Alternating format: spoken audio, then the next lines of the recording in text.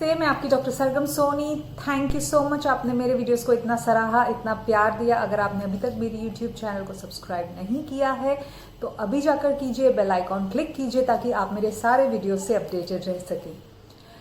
आज हम बात करेंगे डायबिटीज या मधुमेह के बारे में। डायबिटीज एक बहुत ही कॉमन कंडीशन हो चुकी है और लोगों को अक्सर बहुत ज़्यादा स्ट्रेस हो जाता है जब उन्हें पता चलता है कि उनको डायबिटीज़ है। तो आज हम थोड़ा सा डायबिटीज़ को डीकोड करेंगे या सिंप्लीफाई करेंगे। क्या है exactly diabetes? Diabetes medically as a common man आपके लिए तब होती है जब आपकी sugar level beyond a certain value बढ़ जाती है, अनकंट्रोल्ड हो जाती है। आपकी बॉडी आपकी शुगर को मेंटेन करने में असमर्थ रहती है, सक्सेसफुल नहीं रहती है। उस कंडीशन को कॉमन मैन यानी आपके एज अ नॉन मेडिको उसे हम डायबिटीज कहते हैं। अब डायबिटीज क्यों होता है? हमारे बॉडी में पैनक्रियाज नाम का एक ऑर्गन होता है जो रेगुलरली इंसुलिन प्रोड्यूस करता है। इंसुलिन बहुत सारी चीज़ों में फ़ायदा करता है, उसमें सबसे इम्पॉर्टेंट है उसका काम जो है वो है हमारी बॉडी में शुगर मेंटेन करना, हमारी बॉडी के शुगर को ऑप्टिमम लेवल पे रखना। दूसरी भी काफ़ी चीज़ें करता है बट डायबिटीज़ में इसका मुख्य रोल होता है। तो कभी कभी क्या होता है कि बॉडी जो पैनक्रियाज है हमारा वो इंसुलिन नहीं प्रोड्यूस कर सकता या बहुत ही कम मात्रा में इंसुलिन प्रोड्यूस करता है। ऐसे कंडीशन में जब इस कारण से शुगर अनकंट्रोल्ड हो जाती है हम उसे टाइप 1 डायबिटीज कहते हैं या जुवेनाइल डायबिटीज कहते हैं या यंग ऑनसेट डायबिटीज कहते हैं। ये अक्सर यंग इंडिविजुअल्स में, कम उम्र लोगों में पाया जाता है और इसके केसेस लगभग 1 मिलियन पर ईयर इंडिया में पाए जाते हैं। तो ये टाइप 1 डायबिटीज तब होता है जब बॉडी में जो पैनक्रियाज है वो या तो बहुत ही कम इंसुलिन प्रोड्यूस कर रहे हैं या बिल्कुल भी इंसुलिन प्रोड्यूस नहीं कर पा रहे हैं। टाइप 2 डायबिटीज क्या होता है? टाइप 2 डायबिटीज वो होता है जब बॉडी या तो इंसुलिन बहुत ही कम कर रही है या वो इंसुलिन को रेजिस्टेंट हो जाती है बॉडी। इस कारण से जिस प्रकार हमारी बॉडी शुगर को प्रोसेस करती है नॉर्मली वो नहीं कर पाती, तब उसे हम टाइप 2 डायबिटीज कहते हैं या एडल्ट ऑनसेट डायबिटीज कहते हैं। ये बड़ी उम्र के लोगों में पाया जाता है और ये बहुत ज़्यादा कॉमन है। इसकी जो प्रिवेलेंस है वो टाइप 1 डायबिटीज से ज़्यादा कॉमन है। जैसे टाइप 1 डायबिटीज़ मैंने कहा लगभग 1 मिलियन केसेस पर ईयर है इंडिया में, तो टाइप 2 डायबिटीज़ लगभग 10 मिलियन केसेस पर ईयर होता है। सो बेसिकली मैंने आपको बता दिया कि टाइप 1 डायबिटीज़ क्या होता है और टाइप 2 डायबिटीज़ क्या होता है। अब इसके कॉमन सिम्टम्स क्या है? डायबिटीज़ के खासकर 3 सिम्टम्स आपको याद रखने हैं, जो है भूख ज्यादा लगना या पॉलीफेजिया, प्यास ज्यादा लगना या पॉलीडिप्सिया और फ्रीक्वेंट यूरिनेशन या एक्सेसिव मात्रा में यूरिनेशन होना या पेशाब बार बार जाने की जरूरत पड़ना। तो पॉलीफेजिया, पॉलीडिप्सिया और पॉलीयूरिया कहते हैं हम इसे। भूख ज्यादा लगना, प्यास ज्यादा लगना और बार बार यूरिनेशन जाने की या लघु शंका की प्रॉब्लम होती है जिनको, उसे ये 3 मेजर सिम्टम्स है डायबिटीज के। इसके अलावा बाकी सिम्टम्स है कि कुछ लोगों का वेट लॉस सडनली हो जाता है या कुछ लोगों को आंखों के आगे धुंधलापन नजर आना शुरू हो जाता है, कुछ लोगों को हाथों पैरों में झुंझुनी आना शुरू हो जाता है। वो हमें कहते हैं कि डॉक्टर मुझे हाथों पैरों में झुंझुनी आ रही है। जब एडवांस्ड कंडीशंस हो जाती है तो उनको सेंसेशंस के लॉस हो जाते हैं, जो पेरिफेरल सेंसेशंस है, जैसे उनको महसूस नहीं होता कि उनके पैर के नीचे जमीन है या अगर उनको कुछ लग जाए तो उनको महसूस नहीं होता है। कभी कभी ये बिल्कुल भी कोई सिम्टम नहीं देता है और तब डायग्नोज होता है जब कोई घाव हो जाए या कोई फुंसी हो जाए जो फोड़े में परिवर्तित हो जाती है और वो घाव भरे ना, और तब जब हम शुगर चेक करते हैं, क्योंकि शुगर एक बहुत ही इंपॉर्टेंट रीजन है घाव नहीं भरने का।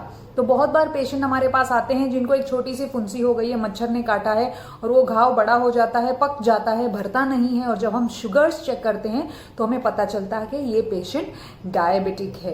तो ये इसके कुछ चीफ सिम्टम्स हैं, आपको खास कर याद रखना है। भूख ज्यादा लगना, प्यास ज्यादा लगना, यूरिनेशन ज्यादा होना, सेंसेशंस की कमी हो जाना और एडवांस स्टेजेस में जो पेरिफेरल सेंसेशंस है वो चले जाना, आंखों के आगे धुंधलापन आ जाना, और कभी कभी पेशेंट को समझ में नहीं आता, उनकी यूरिनेशन ऑटो यूरिनेशन हो जाता है, यानी वो बिस्तर गीला कर देते हैं, ये हो जाना, कभी कभी उनकी हार्ट रेट बढ़ जाती है, इन्फेक्शंस बार बार अगर होते रहते हैं पेशेंट को, तो तभी भी हम शुगर चेक करते हैं, बिकॉज फ्रीक्वेंट यूरिनेशन बहुत ज़्यादा देखा गया है, आलस्य आती है उनको, नींद बहुत आती रहती है। सो ये सब बहुत ही कॉमन सिम्टम्स है डायबिटीज़ के।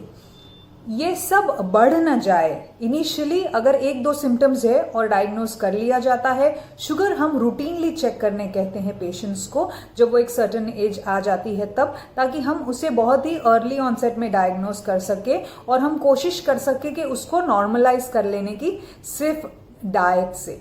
उसके लिए शुगर अगर हमको टेस्ट करनी है तो उसकी ब्लड टेस्ट है, लेबोरेटरी डायग्नोसिस बहुत ही ज़रूरी है डायबिटीज़ में चेक करने के लिए। प्लीज़ आप जाके डॉक्टर को मिलिए। अगर आपको कोई ऐसा घाव है जो भर नहीं रहा है, या आपको बार बार जो भी मैंने आपको सिम्टम्स कहे हैं वो आप एक्सपीरियंस कर रहे हैं, तो प्लीज़ जाके एक डॉक्टर से मिलिए, आपकी शुगर चेक करवाइए। अगर ये डाइटरी वे से बिना मेडिसिन के इनिशियल स्टेज पे मैनेज हो सकता है तो ये तुरंत मैनेज कीजिए, ताकि आपको बाद में डिपेंडेंट ना होना पड़े दवाइयों के ऊपर।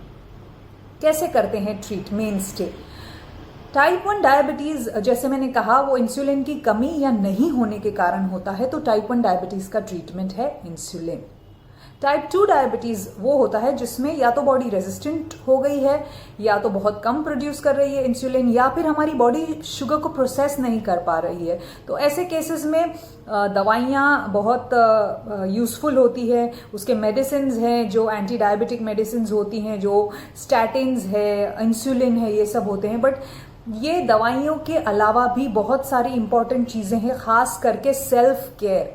सेल्फ केयर में कुछ 4-5 चीज़ें आती है जो मैं आपको बताना चाहती हूँ। अगर आप डायबिटिक नहीं भी हैं तो प्लीज़ आप अपनी सेल्फ केयर रखिए, एटलीस्ट स्पेशली अगर आप 30-35 के ऊपर हैं तो आप ये सारी केयर लीजिए, ताकि आपको डायबिटीज़ होने की पॉसिबिलिटी, आपकी बॉडी शुगर प्रोसेस करने की पॉसिबिलिटी, जो उसकी कैपेसिटी है वो नॉर्मल रहे आजीवन, और आपको उसकी कुछ तकलीफ ना हो। तो ये चीज़ें आप नॉर्मली भी कर सकते हैं अगर आप डायबिटिक नहीं है तो भी।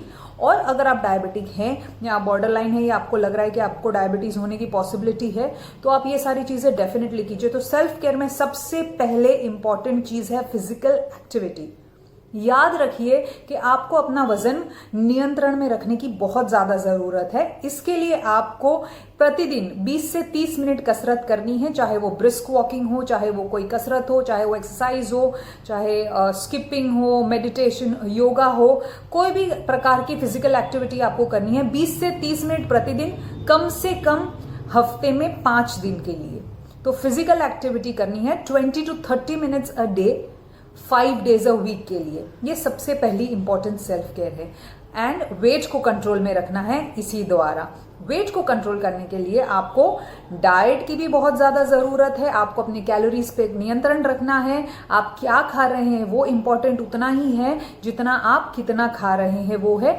और वेट कंट्रोल करने के लिए आपको, जैसे मैंने कहा, फिजिकल एक्टिविटी और डाइट दोनों इंपॉर्टेंट है। तीसरी इंपॉर्टेंट चीज़ है, जब आप खाएं तो आपको ध्यान रखना है कि आपके कार्बोहाइड्रेट्स नियंत्रण में रहे। एज मैंने कहा, जैसे मैंने कहा कि ये शुगर को प्रोसेस नहीं कर पाने की वजह से होता है, तो आपको ध्यान रखना है कि आपको आर्टिफिशियल शुगर्स, प्रोसेस्ड शुगर्स से दूर रहना है।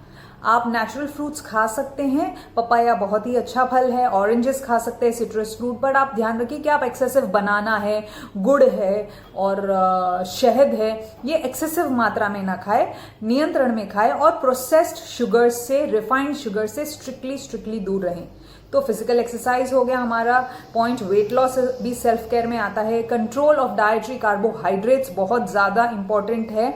आप आलू की मात्रा पे नियंत्रण रखें, आप चावल की मात्रा पे नियंत्रण रखें। प्रॉपर न्यूट्रिशनल काउंसलर को जाके मिलिए या आपके ट्रीटिंग डॉक्टर को मिलिए, वो आपको मदद कर देंगे। अगर आपके पास कोई नहीं है तो हमारा नंबर है नीचे इस वीडियो पे, आप हमें कांटेक्ट कर सकते हैं आपकी डाइटरी काउंसलिंग और डाइट चार्ट के लिए।